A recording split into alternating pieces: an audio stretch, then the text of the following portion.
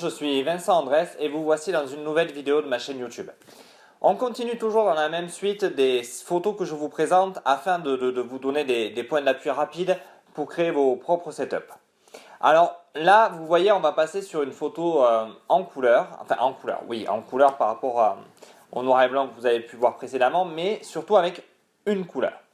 Pourquoi j'ai apporté une couleur à ce moment-là? Simplement parce que vous voyez, j'ai voulu imager en fait deux personnes féminines qui allaient s'embrasser, et donc je trouvais qu'il était très intéressant d'y mettre une petite touche rose, voilà, qui a apporté un petit peu de glamour comme vous voyez sur celle qui a les cheveux frisés. Après, au niveau de la pose, il faut vraiment rester dans quelque chose de très carré. L'idée était de juste montrer l'intention, c'est-à-dire montrer que les deux personnes avaient ce désir de s'embrasser et qu'il y en avait une qui était plus en avant et l'autre légèrement un peu plus en retrait, qui hésitait en fait. Et voilà, là c'est vraiment le gros travail de modèle quand on travaille avec deux personnes, c'est de vraiment bien leur expliquer la position, l'attitude à avoir et comment faire pour puncher le truc, quoi.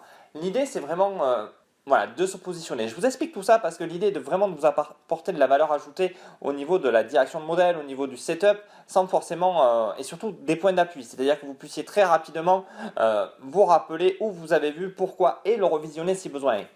Donc là, au niveau du setup, il y avait une strip box sur le côté derrière avec une gélatine rose. Et on avait, hop, là, ma grande source, l'Octobox 150 au-dessus, qui donne vraiment le trait sur les cheveux. Donc vous voyez vraiment qui appuie le modèle, qui donne les ombres aussi sur les bras et co. Et on avait en retrait une petite box de 160 vraiment réglée au minimum de ce que je pouvais, puisque là j'étais dans mon salon encore à cette époque-là, c'était relativement restreint. Et on débouche. Voilà, pour harmoniser, ce qui donne des transitions très douces, des choses vraiment très équilibrées et relativement intéressantes. Le fait de mettre la source, qu'elle soit très grande au-dessus, voilà, ça permet de donner ces points lumineux sur les cheveux moi je trouve ça très intéressant. Sur les bras, voilà, on a cette source voilà, de douche comme on peut avoir une lumière dans le salon ou le soleil à midi. Et avec la deuxième source qui est de face, on débouche. Ça, voilà. J'aime beaucoup aussi travailler ce genre de setup. Je pense que je vous ferai quelque chose de particulier là-dessus, mais ça sera au cours de l'année, ça sera plus intéressant. D'ailleurs, je vous invite à vous abonner alors sur le i, je ne sais jamais où il est, vous avez dû le voir apparaître, c'est la newsletter pour être tenu au courant de toutes les nouveautés de cette année qui vont puncher. Donc voilà, n'hésitez pas vraiment à diriger vos modèles en douceur et surtout précisément là. Là, vous ne pouvez pas trop leur laisser de liberté, vous devez vraiment les verrouiller. Une fois que vous avez placé votre setup, donc vous les avez face à face, sans forcément voilà, inciter directement l'action, mais vous les mettez face à face pour pouvoir bien positionner votre setup. Lumière rose derrière, une lumière en douche et une lumière de face pour déboucher. Une fois que vous avez fait ça, vos réglages sont la Keylight est au-dessus, donc elle était réglée je crois de tête à 3. Celle qui était, je règle mes flashs de 1 à 5, je rappelle. Donc à 3 au-dessus, de face au modèle, celle qui débouche les ombres, elle était réglée à 1.